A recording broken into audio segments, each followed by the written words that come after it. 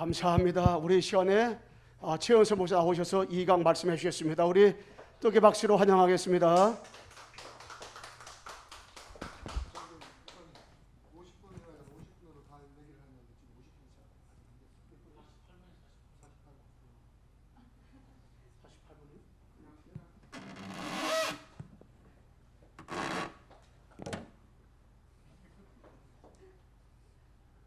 다 보고 계시겠죠? 커피 먹방 유튜버 같습니다.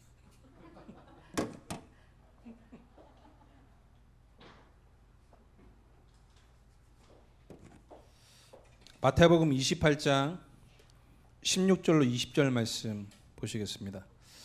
마태복음 28장 16절로 20절 같이 합독하겠습니다.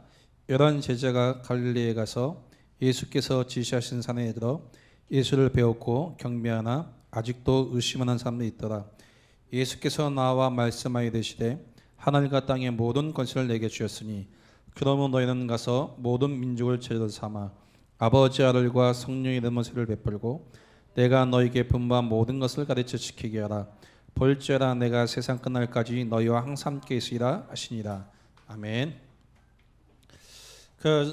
다락방을 성경적인 전도 운동이라고 하고 있습니다. 1강에서 제 개인적으로 유 목사님을 만나고 지금까지 흐름 속에 있었던 여정을 말씀드렸고요.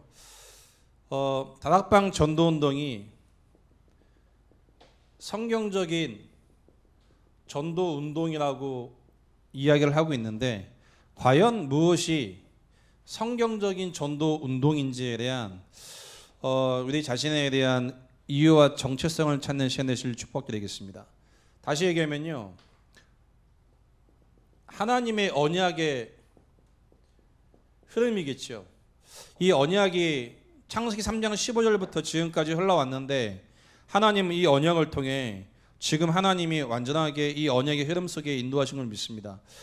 제가 교회 시작하고 2년 동안 필리핀을 8번을 다녀왔는데 다녀오게 된 이유가 제 신학부 동기 목사님이 성교사님으로 나가 계셨어요. 제가 개척하면서 그 목사님과 다시 연결되고 관계되면서 그 성교사님 계시는 현지 교회에 가서 말씀을 전했을 때 제게 요청을 하셔서 제가 8번을 가게 됐어요. 가게 되면서 그 교회에 제자와 일꾼이 세워지는 가운데 또한 성교사님께서 기존 교단에 계시다가 다락방 전도 운동이라는 이 흐름 속에 마음을 이렇게 담으시고 지금 중독 지부장, 필리핀 중독 지부장까지 마음의 뜻을 담고 함께 이 흐름과 훈련 속에 동참하고 계십니다.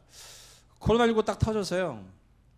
성교사님이 한국에 나오셔서 지금 몇 개월 동안 저희 교회에 출석하시는 가운데 함께 뭘 해주시냐면 유일한 문제, 유일한 해답, 이 복음이 이해되고 충격되기 시작하니까 지금까지 본인을 후원하고 섬겼던 기존 교회, 기존 교단이죠.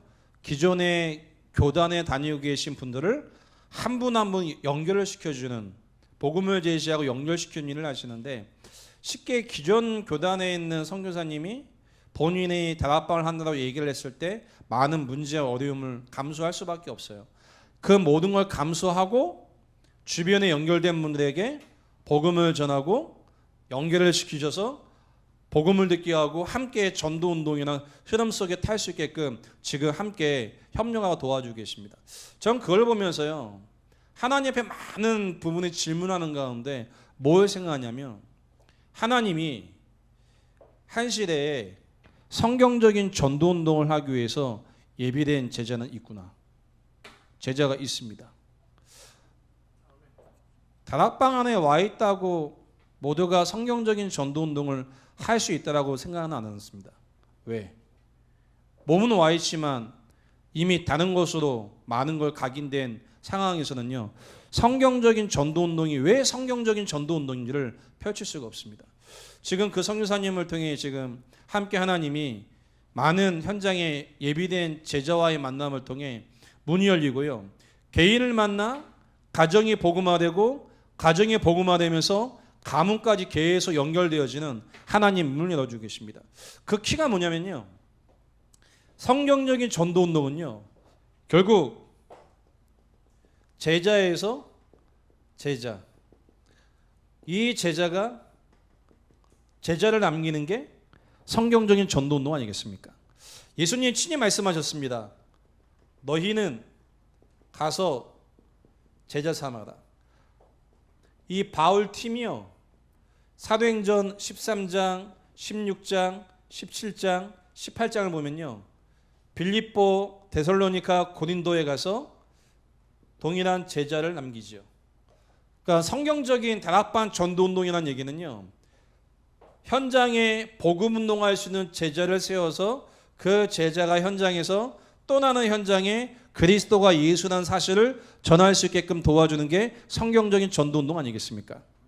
가서 개인 양육하는 게 성경적인 전도운동이 아니고요, 성경적인 전도운동을 할 수 있는 제자를 세워놓는 게 성경적인 전도운동입니다. 오늘 두 번째는 여러분에게 이 부분을 좀 말씀드리겠습니다. 과연 어떤 제자여야 되는지, 어떤 제자에게 어떤 제자를 만나게 하는지, 그 제자가 또 제자를 남겨야겠지요. 어떤 제자를 남겨야 되는지. 만약에 교회에서 현장에 목회자 한 명이 다락방 한 20군데, 20군데 지역을 순회한다고 치잖아요. 20군데 문이 열리겠지요. 20군데 문이 열리면 여기서 20군데에서 모두 현장에 제자가 나오는 건 아니에요. 그 중에 한두 군데예요.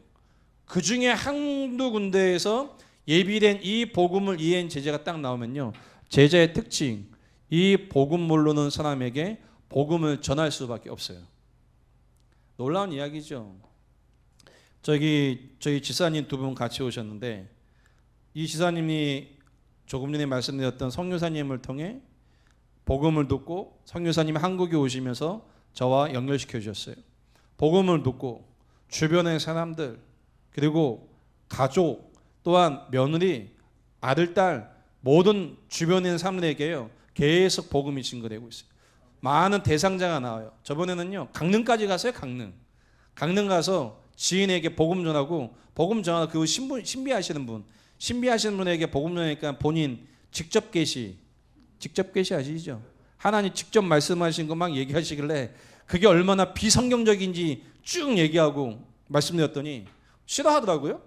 그냥 왔어요. 그래서 근데 이 지사님들의 복음이 이해될수록 주변에 그동안 관계되었던 대상자들에게 복음이 계속 증거되고 있습니다.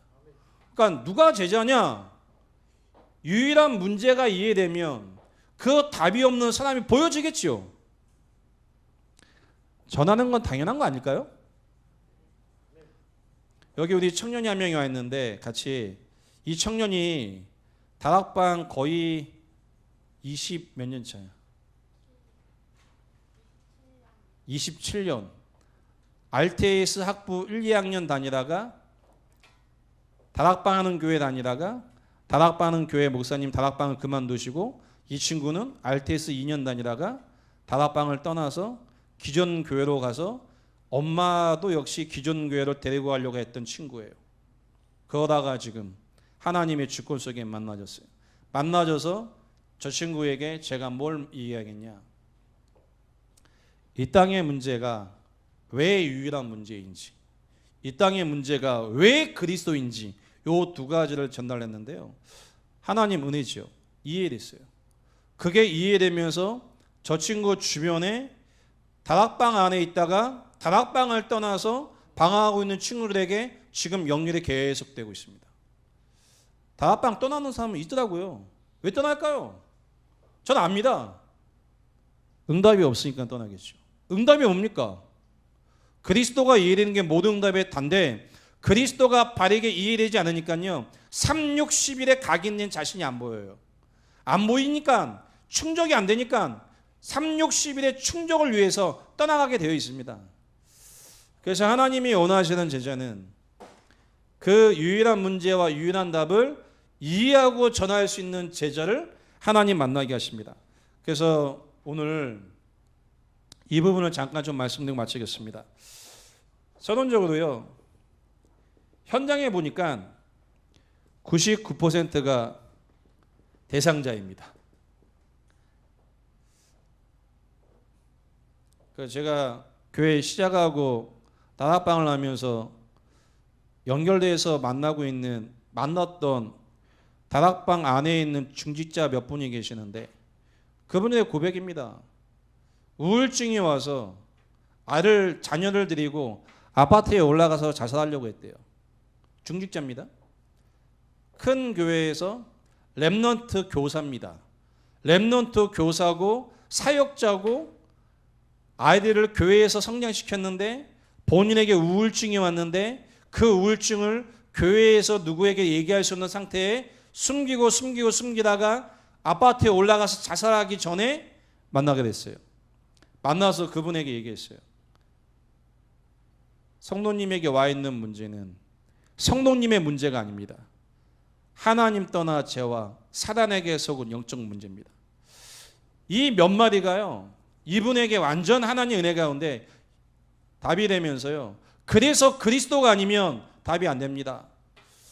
저는 그런 케이스를요. 지금 상당히 많이 만나고 있습니다. 다락방 안에 와 있는데 우울증, 공황증 와갖고 자살하고 싶은데 중직자이기 때문에 숨기고 있는 상태. 자, 숨겨야 됩니까? 아니면 치유받아야 됩니까?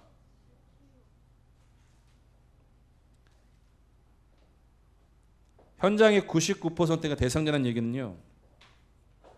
이유를 말씀드리겠습니다. 근본 문제를 이해하지 못하면 전부 대상자입니다. 저는 이렇게 생각하고 있습니다. 이 땅의 문제를 영적 문제로 볼 수 없다. 다 전도 대상자입니다. 거기는 평신도, 중직자, 목회자 포함해서 좀 있습니다. 왜요? 유일한 문제와 유일한 근본 문제가 바르게 이해 안 되잖아요. 이해 안 된 증거 절대 전도할 수 없습니다. 복음 전에 예수 영접하고 개인 양육하고 성역 공부하는 게 전도 아닙니다. 한 인생의 영적인 상태를 바꾸는 게 전도입니다.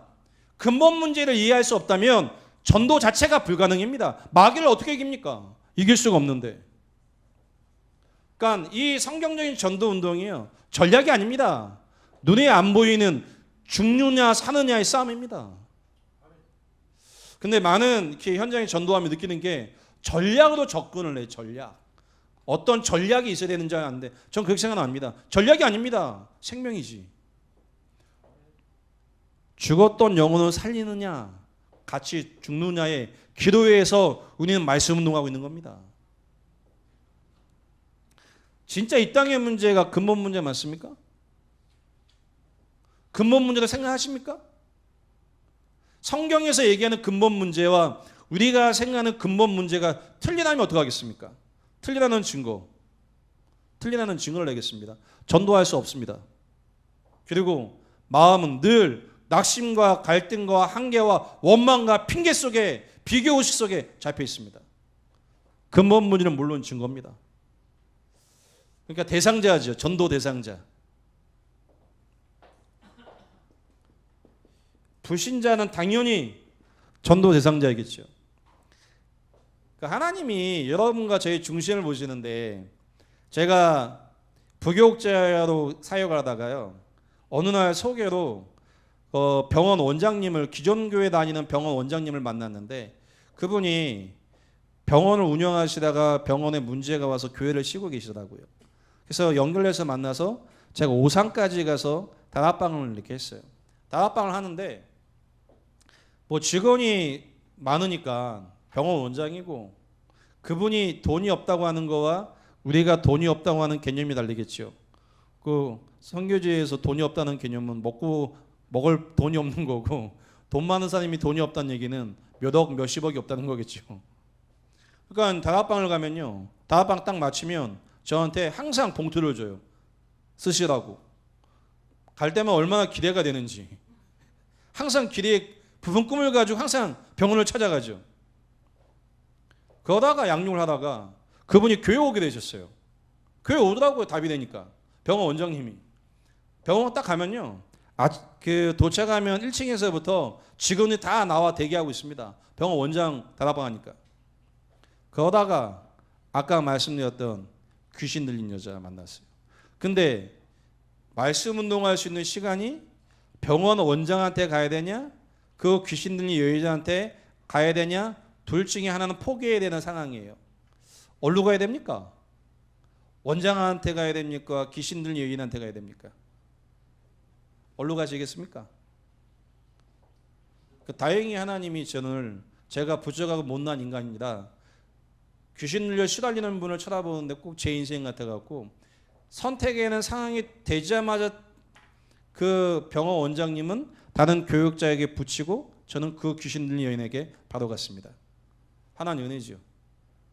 그 귀신 들린 여인을 통해 그 주변의 가정과 가문에 다 복음이 증거됐어요. 한 번도 복음 듣지 않은 가정 가문이었는데 싹 다 예수 영접하고 말씀 듣고 하나님의 자녀가 됐어요. 복음 듣지 못한 불신자 꽉 차 있습니다. 예비된 불신자를 하나님이 만나게 하셔야 되죠. 근데 안 만나지죠. 왜요? 전도가 안 되어지는 게 아니에요. 하나님 보시기에 천하보다 귀한 영혼을 우리에게 보내주시면 안 돼요. 빨리 나를 하나님 앞에 돌이키셔야 됩니다. 어떻게 돌이키셔야 됩니까? 이 땅의 문제가 근본 문제라는 사실을 바르게 볼 수 있는 하나님의 은혜가 임하셔야 됩니다. 근본 문제라는 얘기는요, 이거지요. 하나님 떠난 모든 사람은 죽은 시체입니다.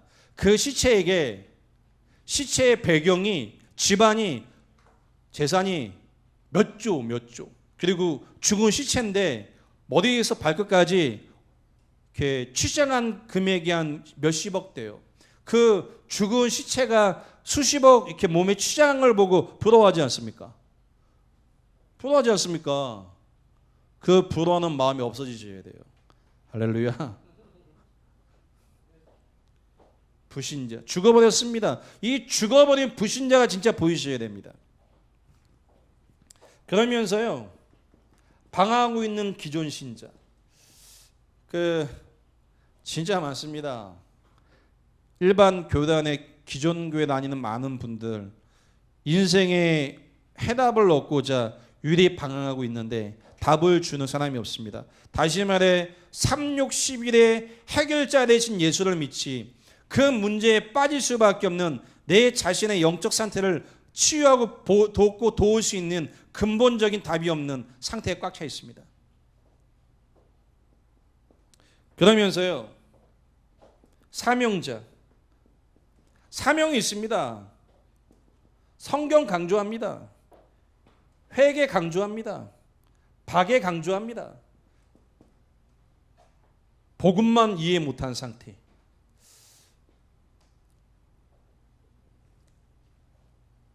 다른 교단도 구원이 있습니다. 근데 사단을 이길 수가 없습니다. 사단을 이길 수가 없습니다. 왜 이길 수 없습니까? 그리스도의 유일성이 아니면 사단을 이길 수가 없습니다. 성경을 많이 알고 회개를 하고 박애를 통해 섬김을 통해 함께 울어준다고 해서 그 개인의 인생을 붙잡고 있는 귀신마귀 사단을 떠나갈 수가 없습니다. 이 땅의 문제가 근본 영적인 문제라는 사실이 하나님의 은혜 가운데 이해되지 않는다. 그 모든 사람은 전도 대상자입니다. 만약에 저는 부교육자하면서 주변에 신학생들이 많이 있었어요. 지금도 저희 교회에 신학생이 한 명이 있어요. 그 신학생에게 제가 매일 시키는 게 있어요. 매일 나가서 영접운동을 시켜요. 지금 6개월 동안 매일 나가고 매일 불신자에게 복음 전하고 매일 불신자에게 욕을 먹고 들어와요. 6개월 동안 매일 나가서 영접운동하는데 6개월 동안 몇 명 영접했냐? 한 명도 영접 안 했어요. 근데 매일 가요. 왜? 안 가면 저한테 욕을 먹으니까. 제가 저희 미션맨 애를 잘 갈굽니다. 제가 들어가잖아요. 자다 일어나고 나와서 인사합니다. 제가 나가면 자다 일어나고 나와서 인사하고. 왜? 그래야죠.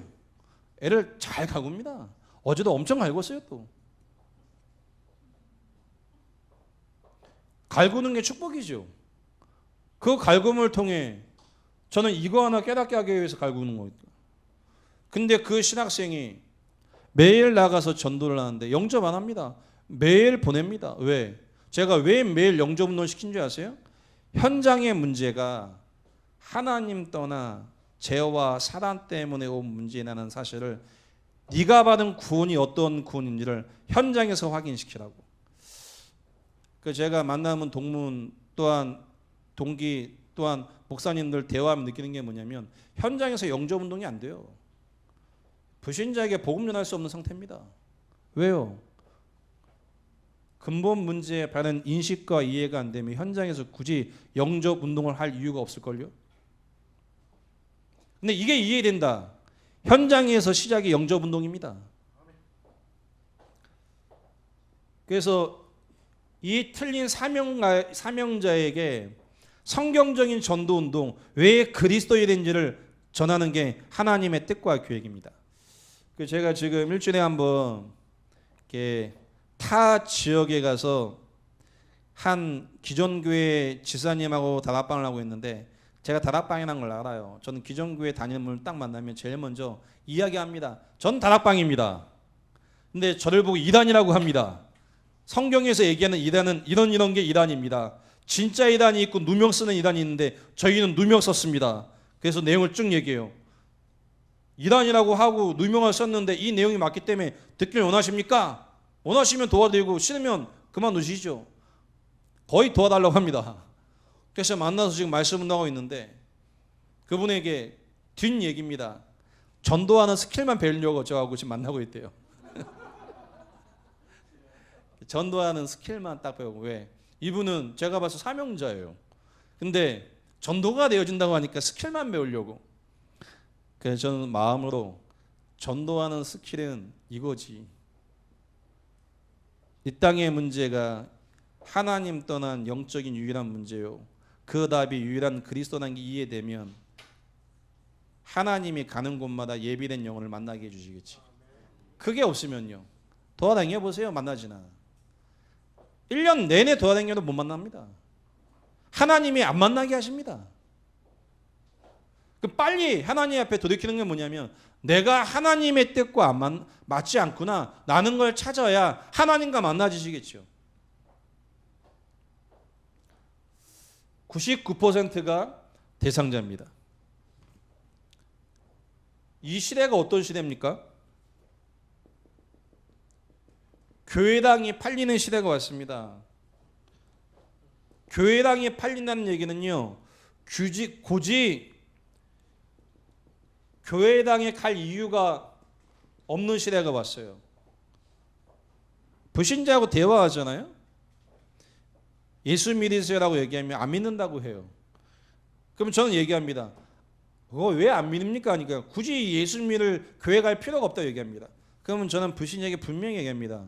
교회는 맞아서 가는 게 아니고, 오늘 제가 한 3분에서 5분 얘기하겠습니다. 들어보세요.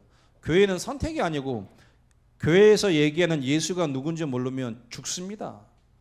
얘기해놓고 제가 증명을 합니다. 왜 예수 믿어야 되는지 증명해줘야죠. 설득하지 마세요. 증명하셔야지. 예수 아니면 해결할 수 없다니까요. 바르게 증명하면 예수 말고는 답 없습니다. 그럼 어디 가야 됩니까? 교회 가야지. 교회가 망해요? 망할 수가 어디 있습니까?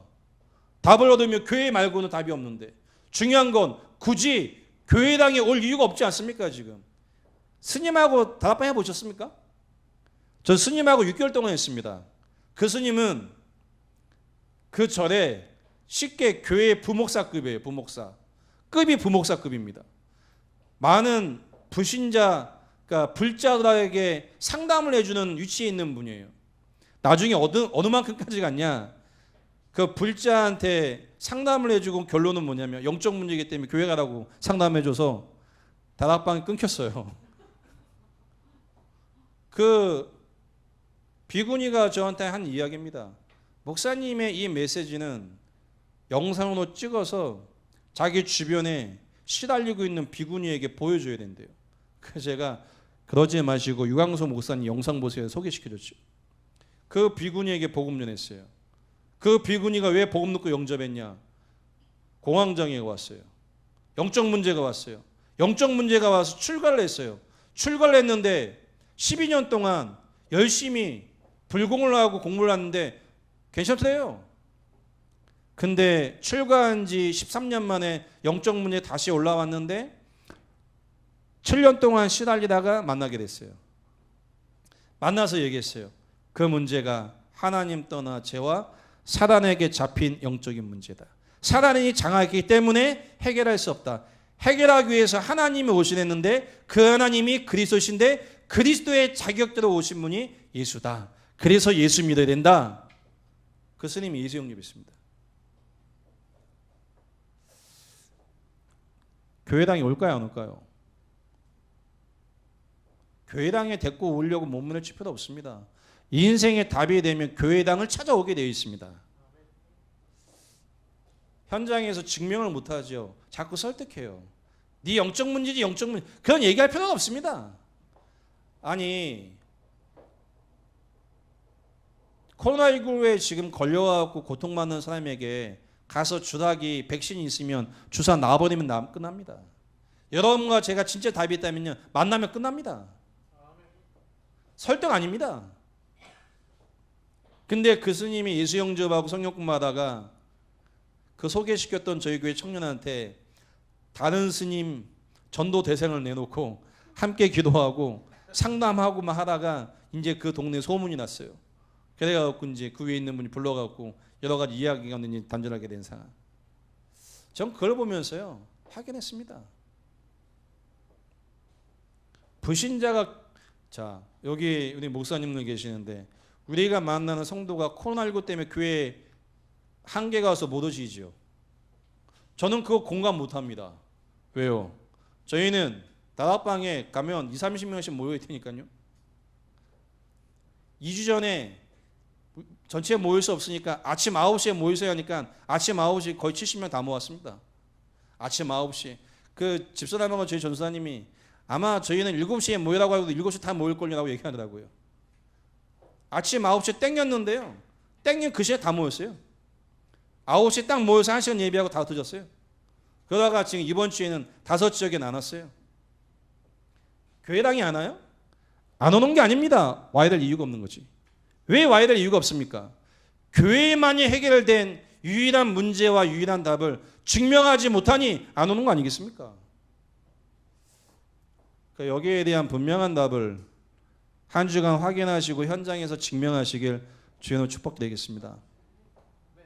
그러니까 저는 코로나 때문에 교회 힘들다 어려운다 솔직히 저는 공감이 안 돼요. 왜 안 되냐? 제가 당하는 건 아니니까. 저는 교회라고 얘기 안 합니다. 2주 전에 세 가족 모녀가 왔는데 그 세 가족이 교회 온 이유는 뭐냐? 10년 전에 교회를 떠났어요. 10년 전에 교회를 떠나서 10년 동안 교회를 안 다니다가 2주 전에 토요일 날 그 비바람 치고 태풍 오는 날 토요일 밤에 찾아왔어요.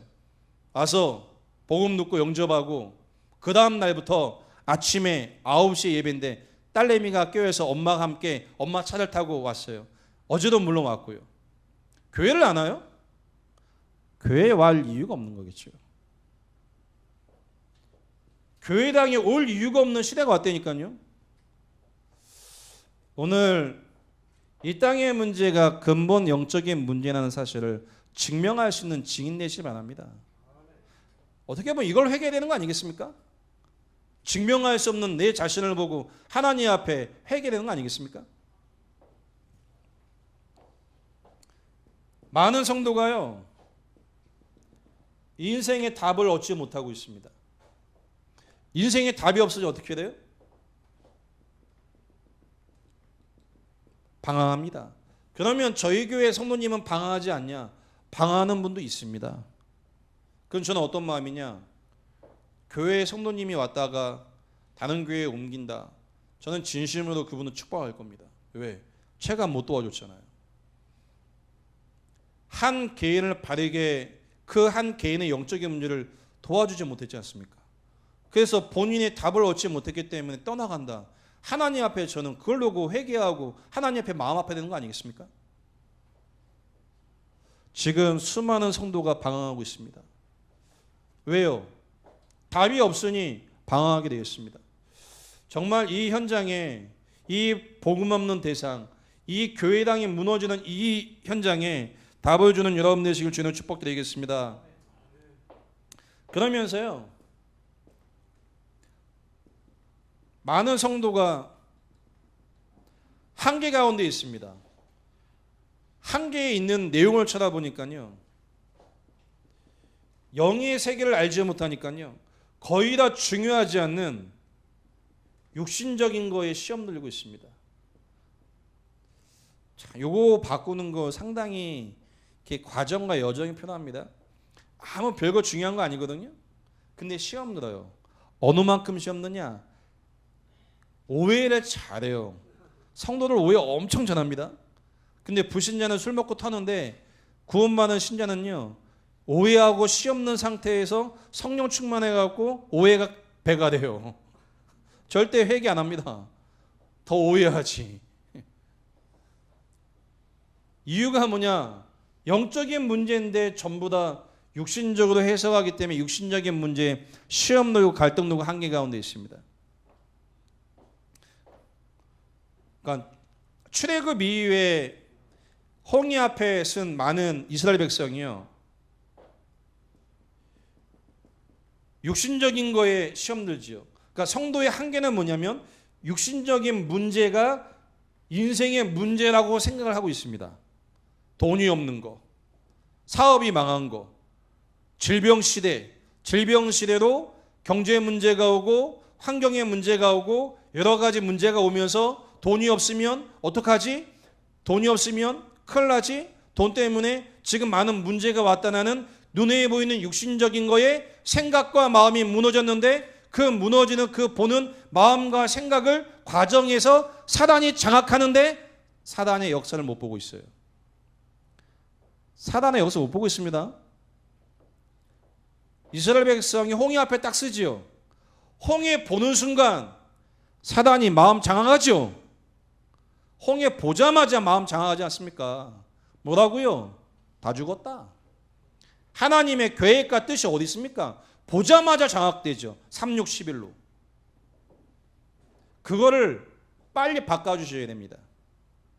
문제. 거의 다 육신적인 문제에 갈등과 시험 들고 있습니다. 그러면서요, 내 생각에 빠져 있습니다. 내 생각. 그 내 생각을 딱 보면 창세기 3장의 나 중심, 6장의 우상 중심, 11장의 이익 중심인데요, 여기에 꽉 잡혀 있어요. 제가 뭐 창피한 이야기인데 한 석 달 전에, 2달 전에 있던 교회 제 모교지요, 담임 목사님을 찾아뵀어요. 찾아뵙고 대화를 하게 됐어요. 여러 가지 일 때문에 찾아가서 대화를 하는데, 대화를 하면서 너무 제가 화가 났어요. 화가 나서 제가 대화 도중에 뭐 격한 감정이 좀 들게 됐었어요. 집에 돌아왔어요. 돌아와서 하루가 지나고 이틀 지났는데요, 그 대화 내용이 생각이 났는데 하나님이 제가 저를 보게 됐어요.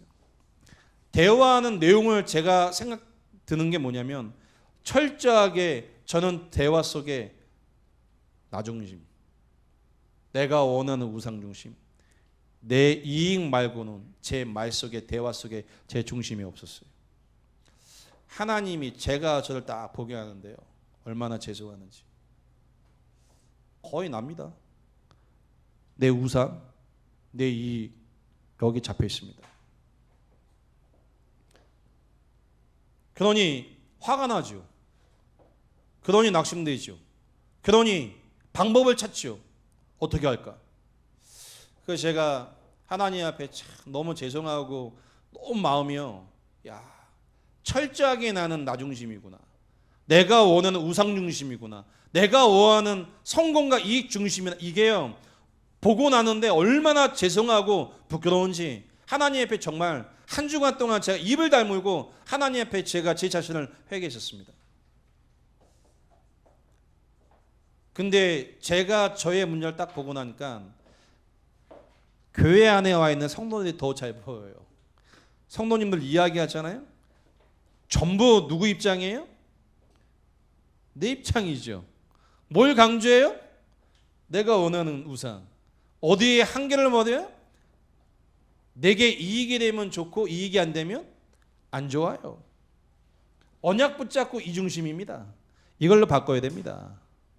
이걸 바꿔주지 않고 이 문제가 와 있는 게 인식되지 않잖아요. 한 개인이 바르게 전도운동할 수가 없어요.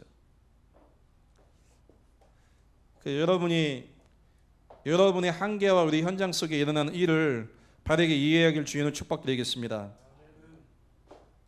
결국 뭘 무너뜨리는 거냐? 인생의 근본 문제가 창세기 3장 1절 6절 말씀에 하나님 떠나 계시록 12장 1절로 9절 말씀에 사단이 개입한 문제라는 걸 잘 몰라요. 이 사단은요, 창세기 1장 2절 말씀 보니까 형체가 없습니다. 형체가 없기 때문에 주변의 것을 이용합니다. 그게 누굽니까? 뱀을 이용하죠. 뱀 새끼를 이용합니다. 여러분, 사단이 눈에 안 보입니다. 눈에 안 보이는 사단이 혼돈과 흑암과 공허를 가지고 여러분 주변의 것을 통해 여러분이 언약을 떠나게 마귀가 속이고 있습니다. 지금 철저하게 육신, 우상, 내 입장과 이익 중심으로 다 끌고 갑니다. 지금 전도할 수 없게, 전도만 할 수 없게 딱 만들어 버립니다. 그래서 지금 현장에 위기와 한계가 왔습니다. 이걸 보고 살리고 함께 할 수 있는 제자와 일꾼이 일어난다면 하나님은 그 개인에게 하나님이 예비하신 제자와 일꾼을 보내시겠죠. 그래서 저는 저희 교회 성도님 몇 분 계시는데 사람에 대한 집착이 없습니다. 저희는 교회 등록 카드도 없습니다. 교회 교적부도 없습니다. 교회 새가족이 와도 인사 안 시킵니다. 그 새가족들 나중에 얘기 들어보니까 교회 처음 와갖고 일어서서 박수치고 꽃다발 주고 카메라 안 찍으면 너무 행복하대요. 전 영원히 안 할 겁니다. 왜? 왔다가 가면 다른 교회 또 가면 또 새가족 뭐 인사하고 그거 얼마나 힘들겠습니까? 제가 교회 탐방한다고 타 교회를 가봤어요. 갔는데 거기 시스템이 잘 돼 있는 교회예요. 딱 갔는데 모르는 얼굴 제가 딱 오니까 옆에서 붙어요. 얼마나 잘해 주시는지 민망하더라고요. 민망해. 아무것도 없습니다. 저희는 딱 한 가지 있어요. 교회 오고 한두 번 오고 다락방 참석하고 물어봐요. 저희 교회 계속 오겠습니까? 여쭤보면 온다고 하면 교회 카톡방 초청 끝. 그거 말고 없어요. 아무것도 없어요. 근데 이게 시간이 지나서 오래 만난 분들은 교회 카톡방에 초청이 됐는지 안 됐는지 모르고 제가 그냥 가요. 그런 경우 몇 건 있어요. 지금 제가. 성도님들, 우리 안양 노예 많은 우리 목사님들께서 부족한 제가 이 메시지나 이런 게 좀 세요. 보니까 세더라고요. 제가 왜 세냐? 뭐 성향이 좀 그랬습니다. 좀 이해해 주시고. 그리고 27년 동안 현장에서 전도하다 보니까요, 뭐 설교 기술을 배운 적이 없어요. 제가 그냥 현장에서 다락방 하다가 부교육자하고 부교육자 하다가 교회 개최하다 보니까 이게 메시지나 여러 가지가 그냥 앉혀놓고 다락방하는 그런 느낌이 커요. 근데 제가 현장에서 본 겁니다. 현장에서 본 거고 현장의 한계였습니다. 그래서 하나님은 여기에 대한 여기에 대한 문제를 해결하기 위해서 성경적인 전도운동을 하나님 이 시대에 이렇게 세우셨습니다. 여러분이 이 일에 대한 정체성이라는 얘기는요, 기분이 좋고 안 좋고 문제가 오고 안 오고 상관없이 그 일을 해야 되는 거 아니겠습니까? 그게 정체성이죠. 왜 성경적인 전도운동인지에 대한 분명한 정체성을 회복해야 된다고 생각합니다. 성경에 나와 있는 비밀이죠. 이걸 유 목사님을 통해 알게 됐는데, 이 땅에 유일한 문제, 과연 뭐가 유일한 문제입니까? 자, 우리는 유일한 문제, 유일한 답이라고 하죠. 도대체 이 땅의 유일한 문제가 뭡니까? 이 땅에 아무도 해결할 수 없는 유일한 문제가 뭡니까? 전 전도하는 분들 한 번씩 들으면서 복음 체험했더니 하나님이 경제 응답 줬다라고 얘기하는 분들 있으면 불러서 얘기합니다. 돈 생긴 게 응답이냐고. 경제가 많아지면 그게 응답입니까? 그러면 예수 믿고 돈 많아졌습니다라고 얘기하면요, 세계 돈 많은 사람은 예수 안 믿습니다. 왜요? 돈 많은데 뭐. 도대체 유일한 문제가 뭡니까? 유일한 문제. 많은 사람은요, 드러난 육신적 한계를 보고 영적 문제라고 얘기합니다. 육신적인 한계가 영적 문제 아닙니다. 또한 숨은 문제, 배경적 정신 문제겠죠. 유 목사님이 말씀하셨던 뿌리, 틀, 생각과 마음이죠. 가치관. 이게 문제가 돼 있어요. 근데 이 두 가지는요, 의지를 가지고 바꿀 수 있습니다. 진짜 문제는 뭐냐? 아무도 해결할 수 없는 창세기 3장 1절 6절 말씀에 하나님을 떠난 영적 상태, 그걸 보고 죄라고 하고 사단에게 장악된 신분의 문제라고 합니다. 자, 여기서 한 가지 이해를 하셔야 돼요. 이 문제를 보고 영적 문제라고 합니다. 자꾸만. 이게 영적 문제입니까? 영적 문제 아니에요. 이거는 이 문제를 통해 사단이 개입을 하기 때문에 영적 문제로 가는 거죠. 드러난 문제와 숨은 문제 영적 문제가 아니에요. 이 문제를 통해 사단이 마음과 생각을 사단이 장악하기 때문에 영적 문제로 가는 겁니다. 이게 이 문제가 있어도 문제 안 빠지면 되는 거 아닙니까? 그러니까 렘넌트 7명 안 빠졌지 않습니까? 근데 드러난 문제와 이 드러난 문제를 통해 마음과 생각을 사단이 사로잡습니다. 딱. 사단이 개입한 문제가 유일한 문제입니다. 하나님 떠나게 하고 죄와 사단이 개입한 문제가 영적인 문제인데 그 사단이 어떻게 역사해요? 드러난 문제를 통해 마음과 생각을 통해 사단이 역사하고 있습니다. 현장에서 이 중요한 영적 세계를 폭로하시는 참된 전도운동이 일어나길 주의 이름으로 축복드리겠습니다. 그러니까 현장에서 전도하면서 대화를 쭉 하다 보면요, 거의 이걸 보고 영적 문제라고 합니다. 이게 맞죠? 이게 영적 문제인데 이 문제가 문제로 보이지 않을 만큼 하나님이 함께 하시는 걸 누려보내면 되는데 사단이 이걸 이용한다니까요. 사단이 이용하기 때문에 문제도 잡혀요. 창세기 3장에 제가 말씀드렸죠. 하나님 떠나 벗은 게 아닙니다. 원래 벗었어요. 하나님 떠난 영적 상태가 바뀌니까 벗은 게 문제로 와버렸습니다. 그게 영적 문제예요. 사단에게 장악된 상태. 그걸 복음으로 바꾸지 못한다면 드러난 문제와 이 숨은 문제가 계속 치유되고 해결돼도 계속 시달리게 되어 있습니다. 사단이 속을 거니까. 하나님이 여기에 유일한 답을 주셨습니다. 유일한 답. 유일한 답입니다. 창세기 3장 15절.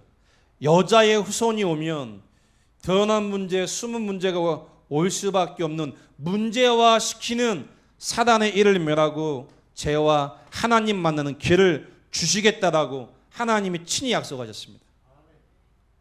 내가 해결하는 거 아닙니다. 내가 믿는 거 아닙니다. 내가 몸부림치고 내가 결단하는 거 아닙니다. 하나님의 은혜입니다. 그냥. 근데 많은 분들이요, 행동 바꾸게 하려고 자꾸만 막 강요해요. 바꾸라. 안 바뀌어집니다. 하나님의 은혜로 나의 문제가 영적인 문제임을 깨달아야 오직 그리스도 고백되죠. 창세기 3장 15절, 출애굽기 3장 18절, 이사야 7장 14절, 마태복음 16장 16절, 언약의 흐름이죠. 구약과 신약의 언약의 흐름. 이 구약과 신약의 언약의 흐름 속에 하나님은 교회사를 통해서요, 이 언약이 흘러가겠습니다. 루터를 통해 종교 개혁이 일어났지요. 칼빈을 통해 신앙을 정비했습니다. 오직 그리스도를 믿는 믿음으로 말미암아 의인이 되어진다는 이 복음이 회복된 시대 아니었겠습니까? 영국에 넘어가고요, 웨슬리를 통해 현장에 복음운동이 일어났습니다. 잠깐 일어났죠. 미국의 무리를 통해 같이 일어났습니다. 그러면서 하나님이 한국 교회에 복음을 듣게 하면서요, 평양의 사경회를 통해 하나님이 평양 중심으로 대한민국 전역에 생명의 복음운동이 불씨가 일어났습니다. 평양 대부교회를 통해 한국에요, 말씀 사경회를 통해 어마어마한 성령의 역사가 한번 일어났습니다. 그러면서 유교 이후에 신비주의, 한국에 이런 속담이 있지 않습니까? 암탉이 울면 집안이 망한다고요? 근데 유교 이후에 한국에 많은 어머니들 있지 않습니까? 가난하지, 배고프지, 유교 사상에서 남자가 패지, 남자 술 먹고 와서 깽판 부리지. 그럼 여자는 어떻게 해야 돼요? 이제 그 인생이 갈 데가 없죠. 갈 데가 없어. 어디 갔어요? 교회에 가고 발 뻗고 손 돌고 하나님께 울었어요. 신비주의, 순복음교회 중심으로요, 유교 이후의 가난과 질병과 한계를 극복하고자 신비의 완전히 엘리야적 여기에 몰입을 했지요. 하나님의 역사 가운데 넘어섰어요. 그 다음에 어떤 시대가 왔습니까? 평신도 사역, 오카남 목사님을 통해 제자훈련이 일어났죠. 그러니까 신비를 통해 먹고 살만 하고 어느 정도 성공되니까 본인에 대한 정체성을 찾고자 교회 안에서 나를 찾고 사회 안에서 나를 찾는 시대가 왔죠. 평신도 사역. 근데 이제 먹고 사는 걸 넘어서 나를 찾았는데 문화를 넘어설 수가 없어요. 그래서 중독 시대가 왔어요. 중독. 내면, 우울증, 공황장애, 기타 등등 정신 문제가 오면서 내적 치유 시대가 딱 왔습니다. 이때 하나님이 부산에서 30년 전에 유광수 목사님을 통해 다락방이 시작됐습니다. 다락방을 통해 5 기초가 99년도까지 메시지가 나왔죠. 5 기초. 한마디로 얘기하면요, 개인 치유입니다. 개인 치유. 자, 개인이 복음으로 답을 내면요, 개인이 그리스도 답을 얻는다. 그 인생은 행복합니다. 이런 거죠. 나 행복해. 나 행복해. 나 행복해. 나 누려. 나 평안해. 말을 한다고 행복해요? 눈 아래는 도끼가 살벌한데? 말합니다. 나 평안해. 나 행복해. 나 누려. 말은 하는데 눈 안은요, 시달립니다. 그거 말고요, 그리스도를 통해 창세기 2장 7절 말씀에 하나님의 영이 함께하니 평안한 상태. 눈에 보이는 문제와 사건과 어려움이 나에게 영향 주지 못하는 영적 상태. 개인의 해답, 유일한 문제와 유일한 답과 절대 가치와 내가 살아가는 존재 이유를 아는 답을 가진 상태. 불신자에게 답을 주는 상태. 기존 신자와 사명자에게 답을 줄 수 있는 개인의 비밀. 개인의 딱 답이 있잖아요. 만남이 축복이 됩니다. 우리 성도님들 또한 많은 이렇게 목사님들 사람 만나갖고 싸우지 마시길 축복드리겠습니다.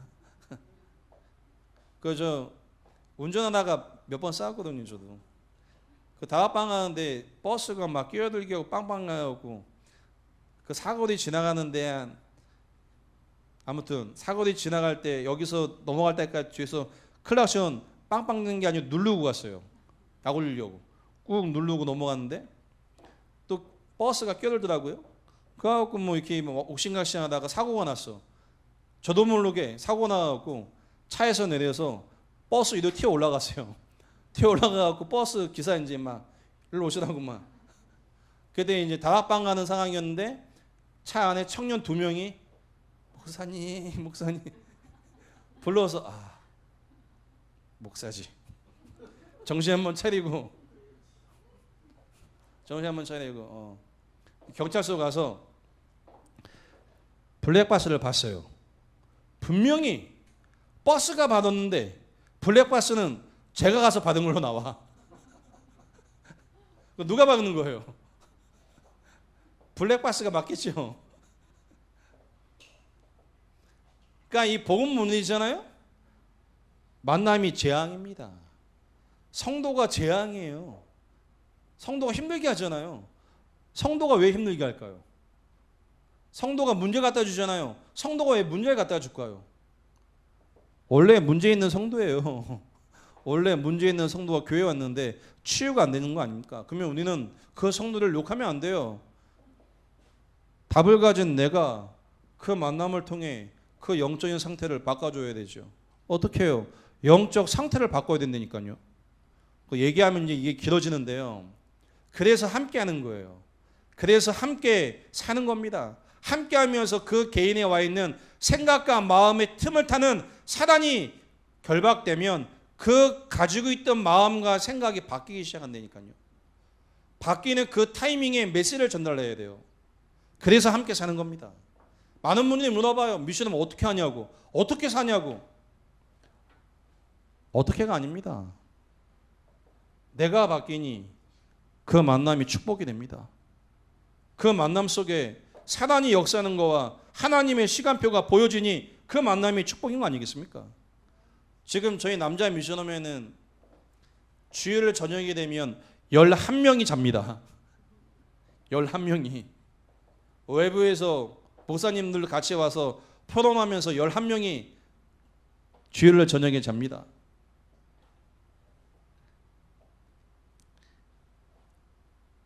어제는 잠이 하나 갖고 막 뒤척대는데 한 친구가 코를 얼마나 고는지 밖에 나가보니까 문 다 열고 막 자는 거예요.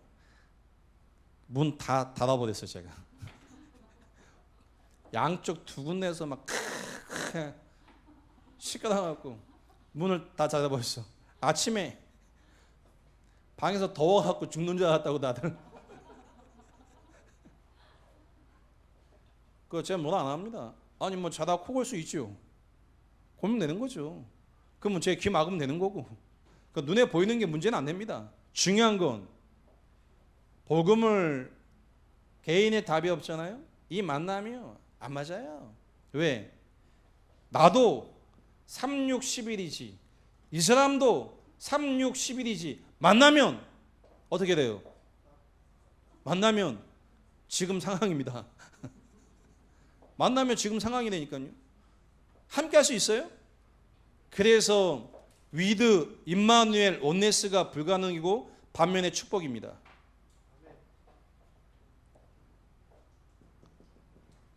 가정에서 상처받는데요. 이 상처받았던 가정이 최고의 치유의 장이 됩니다. 그러면서 하나님은 기능을 축복하시죠. 이 기능이 어디까지 갑니까? 세계 복음화까지 갈 수 있는 통로가 됩니다. 통로. 반드시 기능의 응답이 와야 돼요. 왜? 하나님이 기능을 찾게 해 주십니다.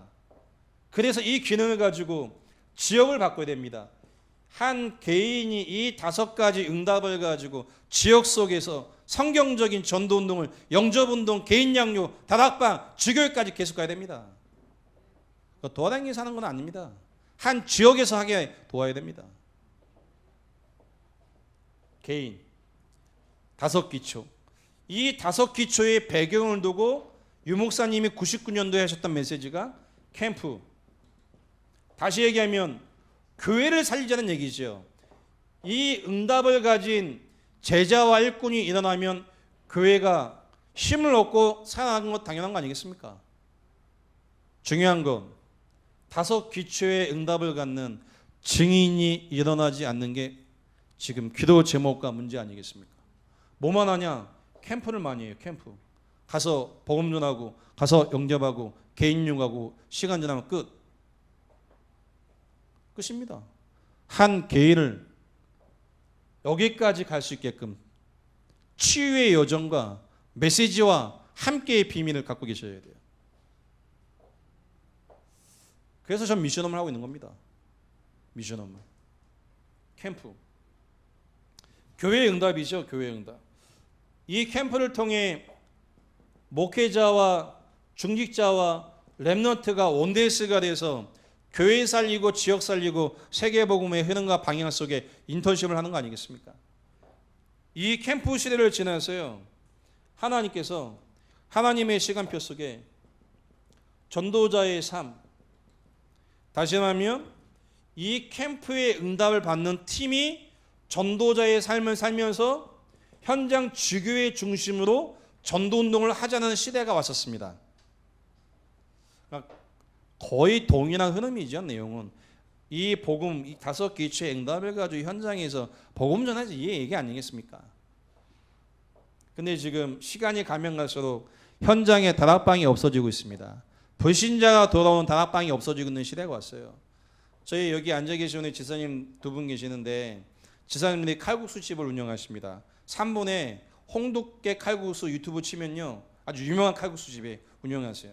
거기에 직원분이 불신자 한 분이 계시는데, 그 불신자를 전도하기 위해서요, 화요일날 목요일날 아침에 다락방 갑니다. 9시에 가면 가게 시작하기 전에 딱 15분 합니다. 딱 15분 하고 그 불신자 일하는 이모님이 예수 영접하고 지금 메시지를 조금씩 들어가고 있어요. 그 한 명 전도하기 위해서요, 제가 아침 9시에 그 현장에 가서 딱 15분 예비하고 딱 돌아옵니다. 근데 거기에 몇 명 모이냐? 한 10명 저희 성도가 모여요. 끝나고 칼국수 다 먹고 와요. 칼국수, 그 아침에 칼국수, 열무냉면, 콩국수 먹는 게 아니에요. 사육당하는 거예요. 앉아있으면 계속 갖다 주셔서 다 먹고 나와야 돼요. 그 한 명을 위해서. 그 한 명. 보여주는 거죠. 현장에 예비된 사람이 있다는 걸, 양육하는 걸, 함께하는 분들에게. 전도자의 삶. 지역 속에 내가 있는 직장, 내가 있는 지역 속에, 내가 있는 현장에서 복음운동을 해야 할 수밖에 없는 하나님 이유를 모범을 통해 보이는 겁니다. 이 일을 함께 인도받으시고 축복드리겠습니다. 이 시대를 지나서 어떤 시대가 왔었습니까? 집중시대가 왔지요. 집중시대의 내용은 뭐였냐면 8미션 아닙니까? 미션. 한마디로 얘기하면요, 미션을 가지고 교회 살리고 현장 살리고 목회자 살리고 렘넌트 살리자는 얘기 아니겠습니까? 미션 딱 찾아갖고, 미션, 집중시대. 이 집중시대가 지나가면서요, 치유시대가 왔었습니다. CVDIP 시대.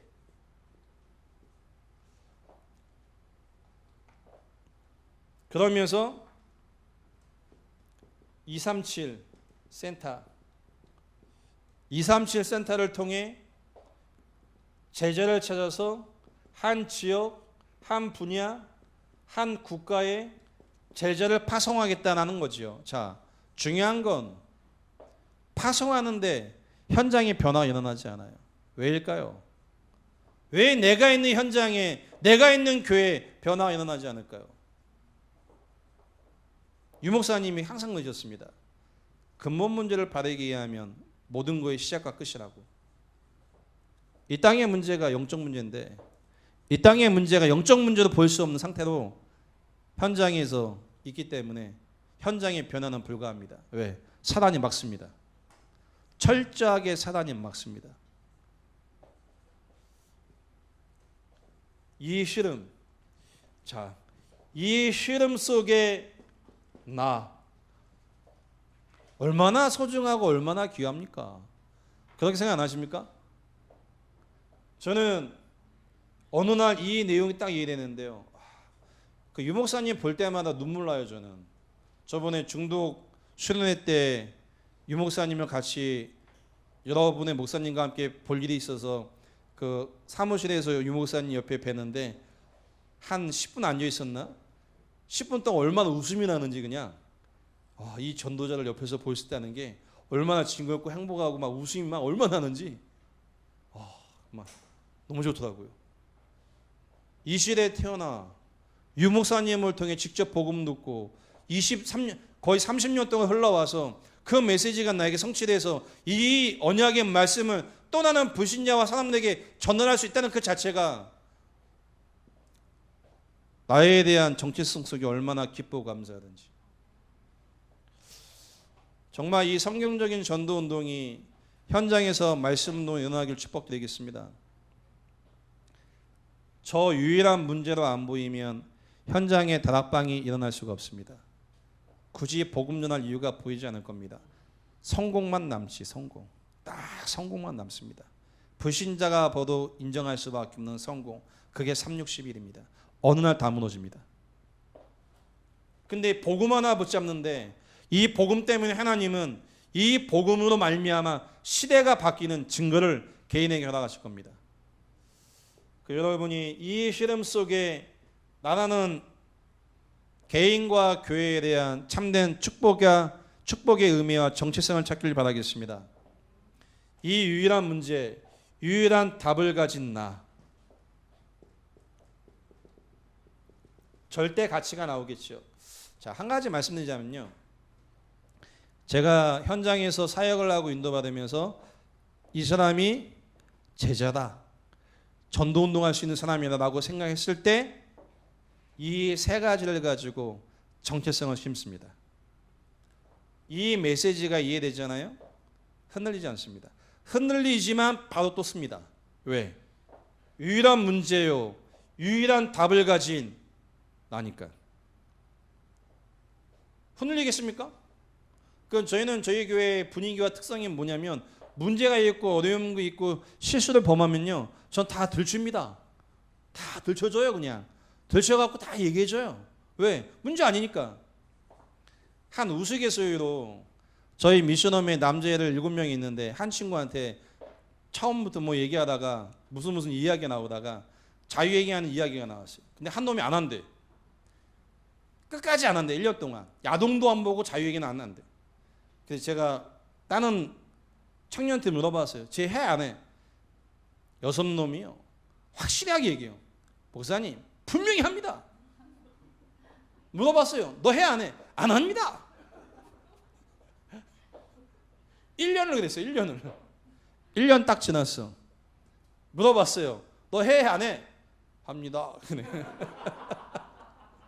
그건 왜 지금까지 거짓말했어? 창피해서요. 지금은 물어봅니다. 너 일주일에 몇 번 했어? 넌 몇 번 했어? 넌 몇 번 했어? 뒤처리 확실하게 해라.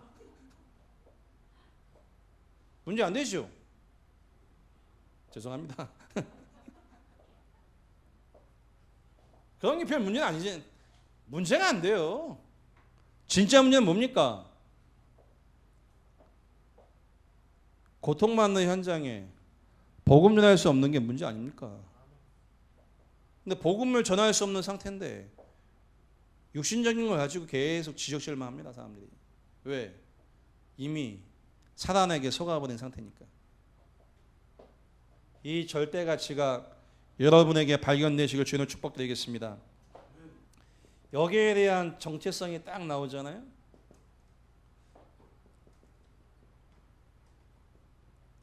복음에 올인합니다. 올인하겠죠, 복음이. 그리고 교회 사랑하셔야 됩니다. 교회가 축복입니다. 예배의 승리가 인생의 승리다. 이야기 안 해도 돼요. 굳이 강조 안 해도 됩니다. 복음 이해되잖아요. 교회에 대한 유일성이 딱 나옵니다. 목사 사랑해야 됩니다. 목사 제재해야 됩니다. 그런 얘기 필요 없습니다. 왜요? 인생의 답을 얻었는데 교회를 통해 교회 사랑하겠습니까? 안 사랑하겠습니까? 목회자 사랑하겠습니까? 안 사랑하겠습니까? 당연히 교회와 목회자 사랑하겠죠. 교회의 유일성. 왜 이 교회와 이 목회자를 내가 왜 만날 수밖에 없는지에 대한 교회와 목회자를 향한 나와 이 만남을 향한 하나님의 계획이 발견되어집니다. 흔들림 없습니다. 그러니 생을 겁니다. 저는 교회 시작하면서요, 여기 같이 오신 전도사님이 몇 개월 만에 저한테요 K5 차를 사주셨어요. 차 2,500만 원짜리. 왜? 전도하는데 타라고. 일을 하시는데 전도사님이 나중에 은퇴하기 전에 기도 제목과 함께 목표가 하나 있는데 얘기하셨으니까 저 집 사준다고 얘기했어요. 그래서 제가 항상 얘기합니다. 그건 막 약속 꼭 지켜야 된다고. 큰 집으로. 전 복음 전해주시잖아요. 복음 전해주니 뭐 복음하고 집하고 복음이 더 귀하지 않습니까? 할렐루야. 복음이 더 귀하잖아요. 라고 얘기하면 사람들이 목사님 뻔뻔합니다 그래요. 제가 뻔뻔한 게 아니고 제게 있어서는 복음이 유일한 거고 절대적인 겁니다. 저는 이 복음 속의 교회와 목회자에 대한 정체성이 딱 나와집니다. 왜 이 교회와 목회자와 함께 할 수밖에 없는지. 그리고 목표가 나오겠죠. 목표 237 미자립 렘넌트 운동. 이 일을 그 제자와 성도와 중직자와 산업인과 함께 이루어 나갑니다. 그 시작이 뭐냐? 이겁니다. 제자가 제자. 모든 목회자는 유목사님을 따라가는 게 아닙니다. 제자여야 됩니다. 그래야 제자의 마인드가 전달되겠죠. 제자가 돼 보셨습니까? 제자는 이유도 없고 핑계도 없습니다. 제자이기 때문에. 이 흐름이 교회 속에서 새가족, 기존 신자, 불신자, 중직자, 사람들에게 전달되어진다면 그 현장에서 하나님이 원하시는 성경적인 전도운동이 일어나지겠죠. 그래서 저는 지금도 이거 마치고 넘어가서 두 군데 다락방을 가야 됩니다. 6시, 8시. 가면 최소한 10명에서 15명이 모여 있습니다. 그래서 저희는 다락방 갈 때 다들 알고 있습니다. 주차하고 멀리 주차하고 마스크 끼고 2명씩 말하지 않고 도착하기. 이상하게 쳐다보니까. 누가 그러더라고요. 국가의 방침을 따라야지. 따르고 있습니다. 근데 정말 이걸 안다면 국가에서 유일하게 허락하는 게 교회 모임일걸요? 교회 모임만큼은 허락해 줘야 됩니다. 왜? 영적인 문제를 해결할 수 있는 건 교회밖에 없으니까. 이 일이 성남루에 있는 모든 목회자 현장에서 성경적인 전도운동이 일어나길 주의 축복드리겠습니다. 제 기도 마치는